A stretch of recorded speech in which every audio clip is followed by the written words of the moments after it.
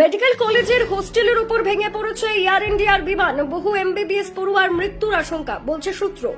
গুজরাটে ভয়ঙ্কর বিমান দুর্ঘটনা। টেক অফের পরেই আহমেদাবাদে ভেঙে পড়ল এয়ার ইন্ডিয়ার লন্ডনগামী বিমান। 242 জন যাত্রী ও ক্রুয়ের মৃত্যুর আশঙ্কা।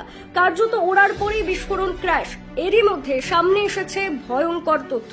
জানা গিয়েছে বিমানটি মেঘানীনগরের বিজে মেডিকেল কলেজের ইউজি হোস্টেলের মেসে ভেঙে পড়ে। এর ফলে একাধিক ডাক্তারি পড়ুয়ার মৃত্যুর আশঙ্কা রয়েছে।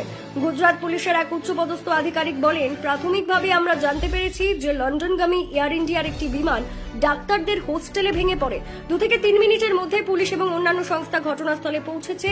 প্রায় 70 থেকে 80% এলাকা পরিষ্কার করা হয়েছে। সমস্ত সংস্থা এখানে কাজ করছে। এদিকে স্থানীয় সূত্রের খবর, এই হোস্টেলের মেসের ওপর বিমানের কিছু অংশ ভেঙে পড়েছে। সেই সময় দাউ দাউ করে জ্বলে ওঠে বিল্ডিং এর একাংশ। সিভিল হোস্টেলে বসবাসকারী প্রায় 15 জন জুনিয়র ডাক্তার আহত হয়েছে।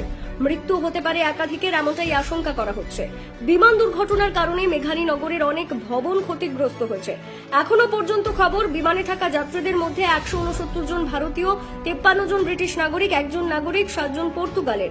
এই এয়ার ইন্ডিয়ার বিমানে থাকায় 242 জনেরই মৃত্যুর আশঙ্কা করা হচ্ছে। এই ঘটনায় শোক প্রকাশ করেছেন কেন্দ্রীয় স্বরাষ্ট্রমন্ত্রী অমিত শাহ। এক স্যান্ডেলে তিনি লেখেন, আহমেদাবাদে মর্মান্তিক বিমান দুর্ঘটনায় যে প্রাণহানি হয়েছে তা বেদনাদায়ক, ভাষায় প্রকাশ করা অসম্ভব।